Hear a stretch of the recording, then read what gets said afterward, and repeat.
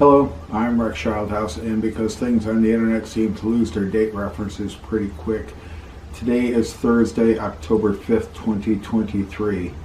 On Saturday, September 16th, 2023, we visited the Golden Spike Historic National Park, the Golden Spike Transcontinental Railroad, the national park, national site for the Golden Spike Transcontinental Railroad. And if you're headed up there, it's in Promontory Summit. If your history book said Promontory Point, the staff addresses that. Promontory Point was a town about 20-30 miles away. Promontory Summit is where it actually met, but the reporter filed his story from Promontory Point, and the newspaper picked it up from there, and the history books have continued to be wrong more than 150 years later, as the railroad met in 1869. So over 150 years ago, and the error continues. This was a really interesting visit. We love trains, we love mechanical things, and there's 4 parts of the park, the site as it's referred to, and one of them is where the trains meet, and they bring out a replica of the Jupiter and a replica of the 119. And the Jupiter came in from the Central Pacific Railroad, headed east. The 119 came in from the Union Pacific Railroad, headed west, and they met at Promontory Summit. And the Golden Spikes, there were actually more than one, and some of them were silver, and they were driven into a special tie. The tie was destroyed in the San Francisco fire, so it's gone. There's interesting stories about where the spikes are. Supposedly one of them is in the California State Railroad Museum in a vault hosted by Wells Fargo. Another one supposedly at the Stanford University Museum. It's in other places you'll find that supposedly they're lost. Anyways, the spikes weren't pure gold. Gold is too malleable, too bendable. They were just mushed when they got hit. But the rail was pre-drilled, as it's phrased. Spikes had been driven into it, so it would make it easier anyways. One of the spikes was silver. It was from Nevada, the Silver State. So the 4 sites, the 4 locations, the 4 portions of the Golden Spike National Historic Site. The Visitor Center, where the trains come in and meet, and they do operate. They are replicas made by an outfit in Costa Mesa, California. They are absolutely beautiful. The workmanship is fantastic. And if you drive from the Visitor Center where they meet west about 7 or 8 miles, I think it is, it's a wild drive through beautiful country. You can get up on the roadbed and drive east on the original roadbed almost to the Visitor Center, and go through some fills and cuts. Fills are where you took gravel and you filled in a gully so that you didn't have to have build a trestle or have the train go down, the track go down and then come out, or a cut which it goes through a mountain so it doesn't have to go over it, or a ridge line so it doesn't have to go over it. So you can drive west and then I'll loop back, get on the original roadbed and come back in, and the original roadbed has been maintained and repaired numerous times since it was originally laid down. Or you can drive east, and as you drive east you leave the Visitor Center, you get right up on it and you continue driving east on the original roadbed of the Union Pacific. The one from the west is the Central Pacific, the one from the east is the Union Pacific.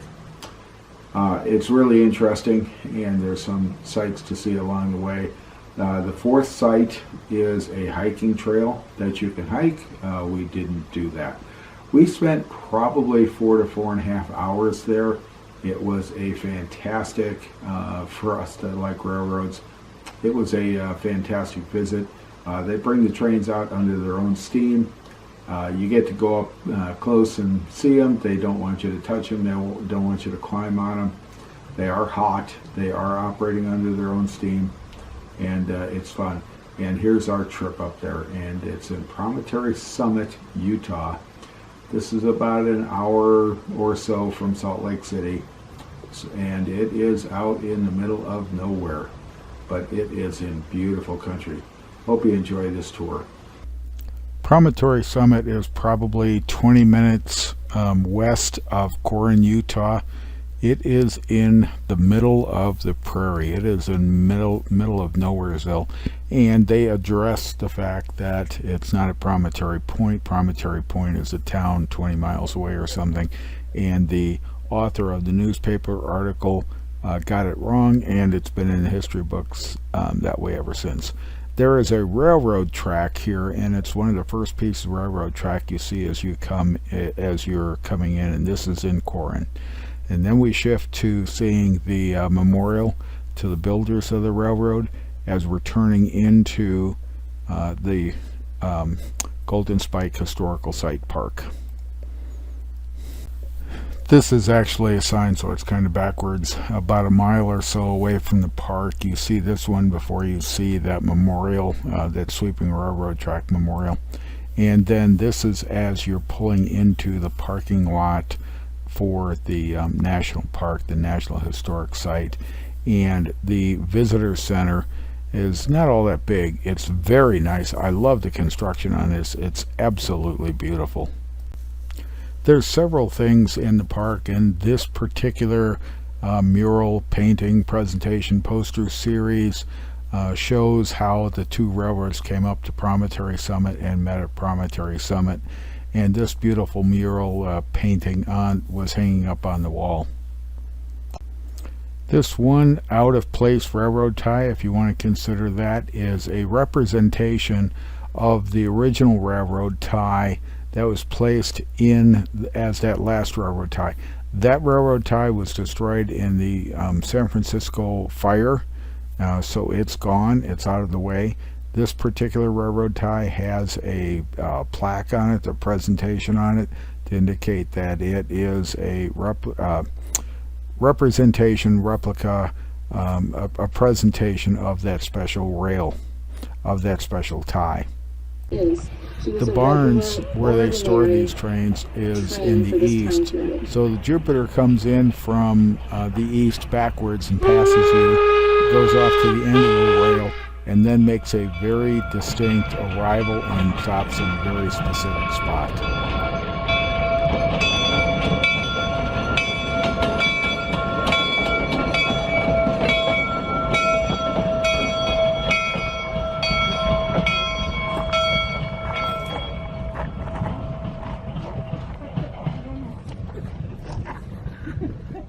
So as this Jupiter backs up, you're going to see one of the most iconic views in the park, which is about the original Jupiter. So yes, the original Jupiter, unfortunately, is no longer with us. That locomotive was scrapped in the early 1900s for just $1,000. And it would have been Leland Stanford who had with him the Golden Spike. Now that Golden Spike was given to him by a friend, David Hughes, who became his brother-in-law as well. And it was just for ceremonial purposes. They did not intend for that spike to stay here. And so the Golden Spike, as well as 3 other precious stones,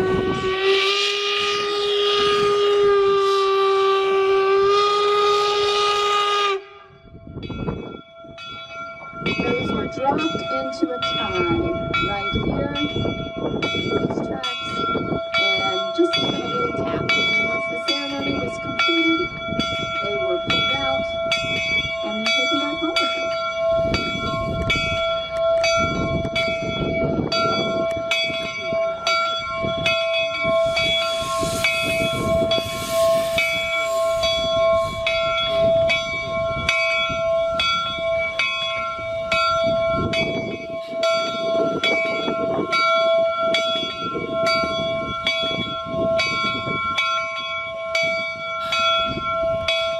Get ready for that one whistle for stop.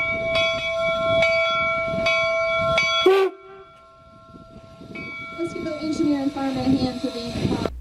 Both the Jupiter and the 119 are replicas. They were built by the O'Connor Engineering Laboratories organization in Costa Mesa, California. They're labeled as such. They were built as close to the original plans as possible. True workmanship on these locomotives, and they allow you to come up. They ask you not to touch them. They can be hot. They are steam locomotives. They are beautiful. They're trying to preserve them. You can look at this though, and you realize that this is a wood-burning steam engine by the funnel shape of its stack. That funnel shape is designed to cool the cinders, the ashes coming off the wood, and to dissipate their heat before they're expelled to stop prairie fires. This is a beautiful presentation of this engine. Here comes the 119. She is a soft coal burner. She has a straight stack that represents that fact, and she makes a couple of different passes. You're going to see one of them here.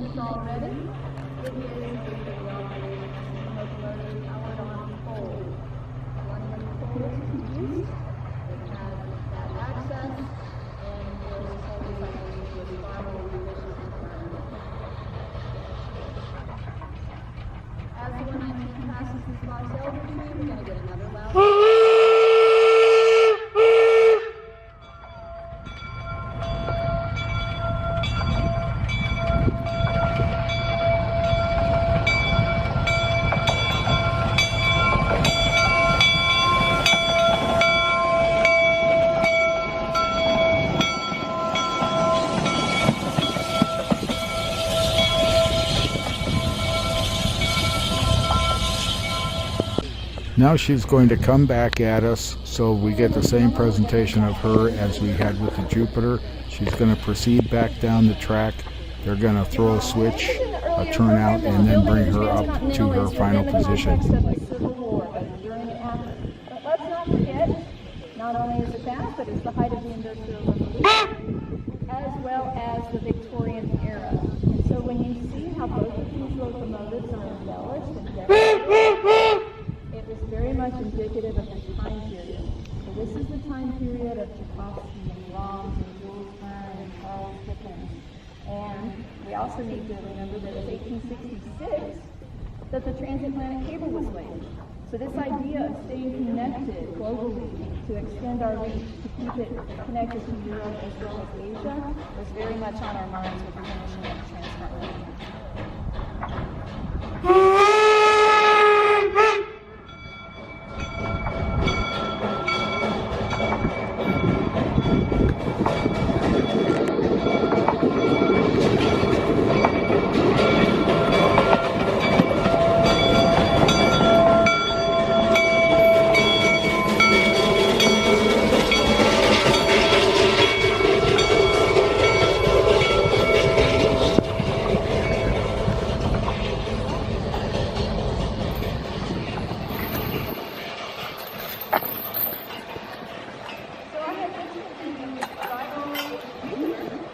The 119 is now coming up to where the special tie and the special spikes were driven.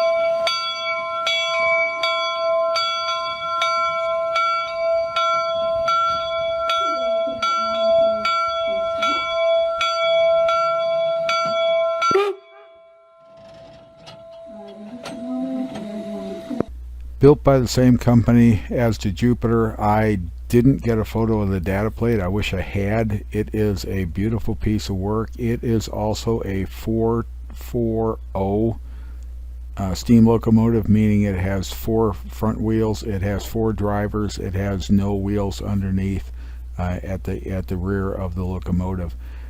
Both of these are just beautiful engines. They allow you to come up, talk to the engineers, look inside, take photographs. They ask you not to touch them. They're trying to preserve them. They are hot. They are steam engines, and they keep them under heat for the entire time they're sitting here, and their boiler pressures, they're normally operating at about 150 psi. After the trains have been stopped, and they do have chains thrown around one of their drivers so the train can't roll, so the locomotive can't roll, they do allow you to walk around them. And from the back of the Jupiter, I took this picture looking due west on that track, and that track is very straight. From the sidewalk around the visitor center, this is how those 2 locomotives look. The Jupiter on the left, the 119 on the right, parked, and during the time they're parked here, you can go out and see them. That's not an issue. There's 3 areas associated with the historic site. 2 of them that you can drive a car on, 1 of them that is hiker only, and there are some restrictions. We decided we're going to do both of the car open access. It's the actual roadbed of the original railroad tracks coming from the west and from the east. The first one we did was from the west, so we had to drive, I'm going to say 7 miles due west, make some turns. We found the signs. They were nicely put up. They talk about the rules of the road, and then we started driving the actual roadbed, well, the repaired roadbed, the actual path that the original Jupiter came in to complete the Transcontinental Railroad. We're driving on the actual path of the original Transcontinental Railroad coming up to Summit Point from the west, and there are a couple of terms in here that you learn very quickly if you don't already know them. They're referred to as cuts and fills. This is a cut. This is where they took soil, dirt, rocks out of the area so that you didn't have to get the train to go over this mound. And what they did was they took that soil, that dirt, that sand, that gravel, those rocks off to the next fill so that the train doesn't have to go down into the little gullies, create all these little bridges. If they can do it with soil, with rocks, with fill, it saves them a lot of energy, saves them a lot of material. Otherwise, they have to build trestles and bridges or scale those slopes. Coming in from the west, when they broke the record with the 10 miles of track laid in a single day, they did put up signage for it. The remnants of the sign is now in the museum, so this is a replica sign. They advise you of that in the museum. And we're on the road, and you look at these cuts, and they were done in different ways depending on what the soil, what the dirt was around them. If it was loose and sandy, then you had to make it wider so that the water caused erosion doesn't fill the track in. If it was rocky, they could make it more vertical, but it was tougher to get through. And just as straight as you could. The shortest distance between 2 points is a straight line, and they tried to do it. As you came out of this, you showed back up at the visitor center, and this is looking at the visitor center as you exit the original track path from the west coming into Promontory Summit. At this point, we are east of the visitor center, and we're driving east, and this is where the turnout is so that the 119 can come up closer to the visitor center and go past you and come back like the Jupiter did on its track. And as you drive east, again, you're looking at the areas around. It's actually absolutely beautiful country. And here's some cuts Our daughter and our granddaughter love sunflowers, so we have numerous pictures of sunflowers in here. It was absolutely beautiful. This is beautiful country, and the last cut made was done on the east side of Promontory Summit, and you're going to see that cut, and it looks just like every other cut. I'm hoping I got my photos in proper order. I believe this is the last cut. The last cut was done on the east side of the connection point for the Transcontinental Railroad. Once you get through your last cut, life gets a whole lot easier if you're just laying track across prairie rather than digging up dirt and moving it off to get it out of the way or to create fills. And as you continue east from Promontory Summit along the original path coming in from the east, this is the view of the salt lakes that are in Utah. It's absolutely beautiful country. If you're driving the roadbed, it is one way, and it's shown that it's one way because it's single track roadbed and there's no place to pass. Along the way we found Chinese arch, and we said, oh, that's interesting, and this is natural, and it was preserved, and it was utilized as a shelter point, as a healing point, as a recreation point, as a holy point during construction. And there are several signs. It was a big structure, it was a big area, and there are several small shallow caves in this area. It was interesting. We enjoyed the break of getting out of the car. We're at Chinese Arches, and we're looking across the roadbed, and that road you see down in front of you is the road to the visitor center. And then we're going to go on a drive. The original grade of the Central Pacific Railway into Promontory Summit, Utah, Transcontinental Railroad.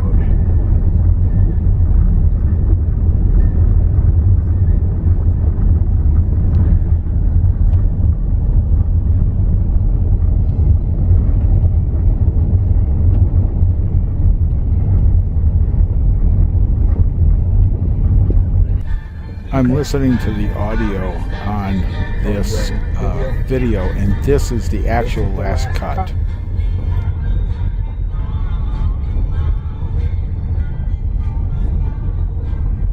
James Dean wrote the lyrics to that song. I can't say the exact values. I was talking to an individual who is extremely knowledgeable about steam railroads, and his statement was the grades usually couldn't be higher than 2% over a distance. Otherwise, the steam locomotives had a high probability of losing traction, trying to fight the grade, particularly when the rails were hot or wet, and wet, snow, ice, rain, whatever, and so that created a problem. The other issue is you cannot make a turn as tight as you would like to, because the wheels and the flanges on the trains are going to bind if you get the radius too tight. So you're constrained by. And when I say roadbed, original roadbed, I actually mean original path. The roadbed has been maintained numerous times. It is closed during inclement weather and during the winter due to the risk of having the vehicle slide off the path. This is absolutely beautiful country. We're in the visitor center. The visitor center isn't all that big. It does contain quite a bit of information, a fair amount of signs, how tracks were made. It talks about how the labor was brought in. There was an issue trying to get the labor, which is why a lot of the Asians, Chinese were brought in. They were willing to work. They were willing to do the work.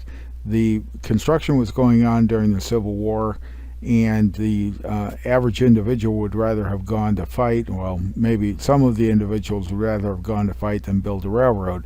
So there's issues with trying to get the labor, and you have to understand how it's made. The surveyors have to figure out the route, and then they talk about the guys bringing in setting up the roadbed so that the ties could be put down. Then the guys come in and put the rail down.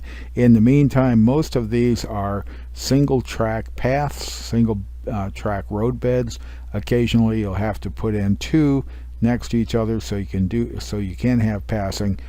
Long process, and they did a really good job of portraying this in the signage. And for those that don't know, a railroad spike is put in a particular manner, and it is shaped in a particular shape.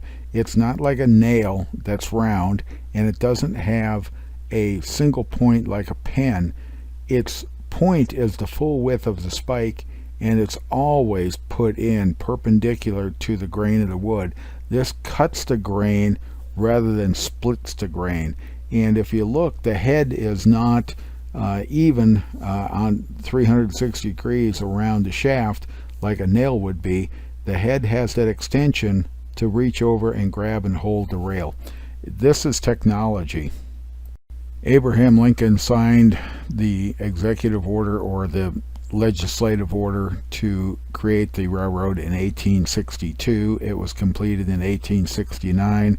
Since he was assassinated in 1865, he never saw it completed. And they talk about the numerous steps of getting it completed and how it was completed as you go. So in 1869, the last spike is driven, and we're in the old Sacramento area viewing the California State Railroad Museum, and they say that the painting of driving the last spike is actually a bit fictitious, because the individual who commissioned the painting wanted people who were not even there inserted into the photo, into the painting. Kind of interesting.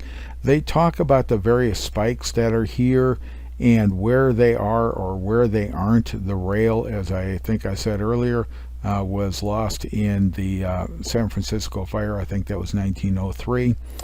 So how many spikes were actually put in?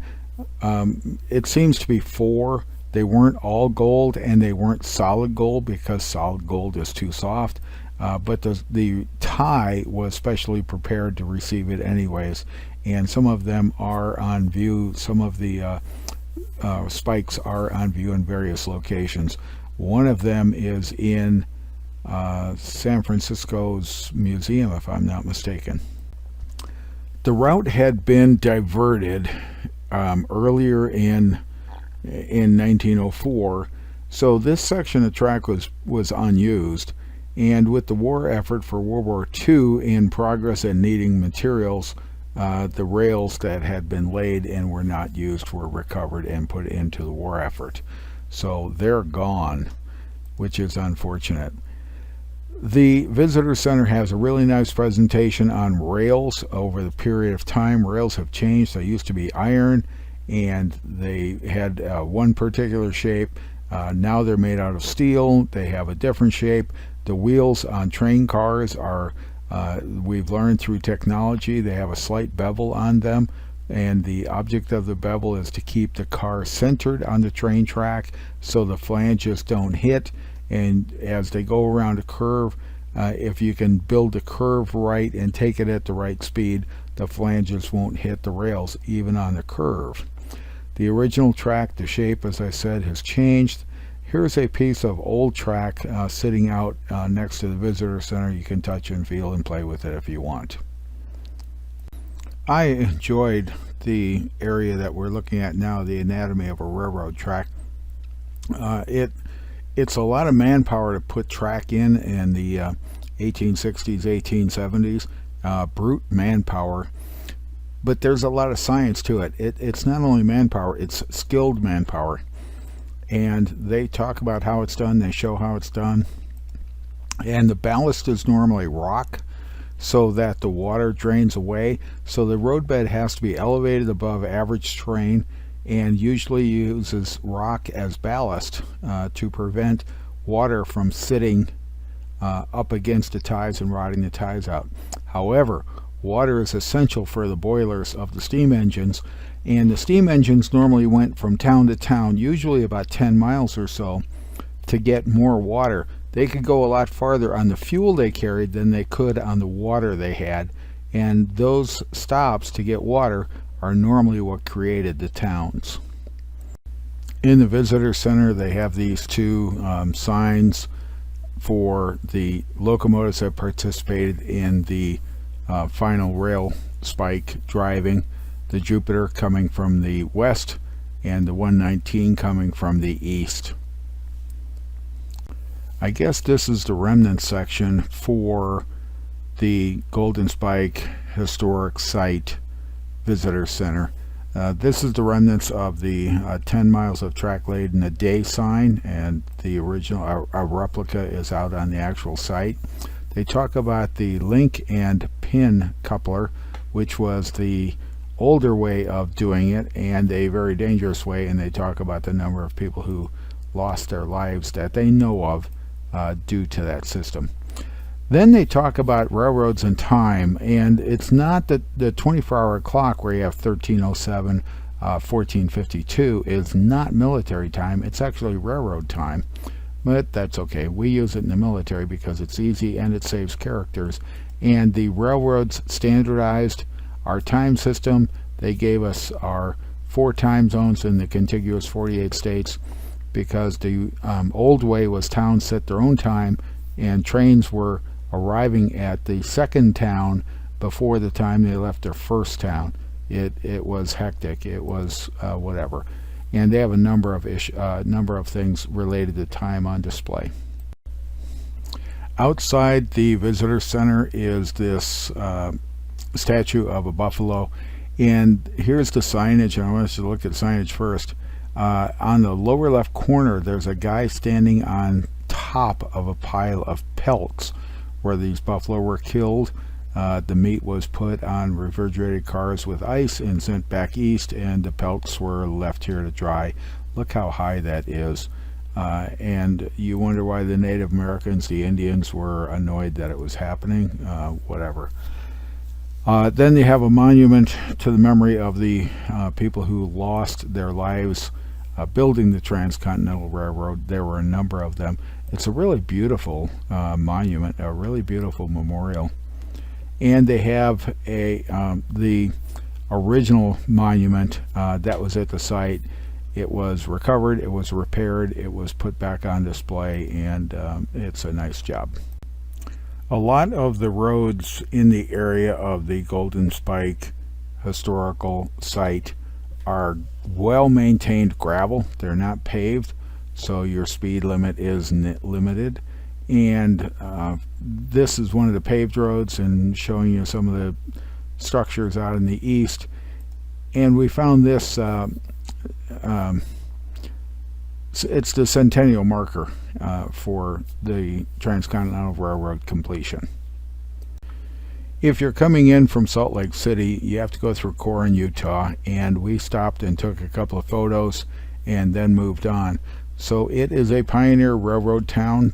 This little display had some really nice laser or plasma cutout signage of the locomotives, and they are correct. Unfortunately, the 119's up against a building, so you don't see a lot of distinction, but they are correct for these smokestacks, one being a soft coal burner, the other one being a wood burner. And this memorial to the mule skinners I thought was really cute. This guy sitting on his wagon. I wondered what era he comes from, because his mount comes from the mid 1800s, but he's a robot, so he comes from the 21st century. And Corin's heyday, it was a thriving town, much bigger than it was when we went through it, much more significant at one time. And this sign, Waypoint, George A. Wayman, I had to look this up. He's the first guy who went transcontinental on a motorized vehicle, and he did it on a motorcycle. And as we depart, I thought visiting the Golden Spike Historic Site, which is a National Park Service operation, so there is a fee available, fee required. And if you're a veteran, you can get a card to get into these parks for free. You need proof of that. You can't just walk up and say you are. It's a beautiful visit. We spent probably 4.5 hours there and shot a fair amount of photos. And it's got a nice little gift shop. The gift center, the visitor center, is not all that big. but it is nice, and it does explain a lot of things. It was a totally enjoyable day, and it was beautiful weather to be up there.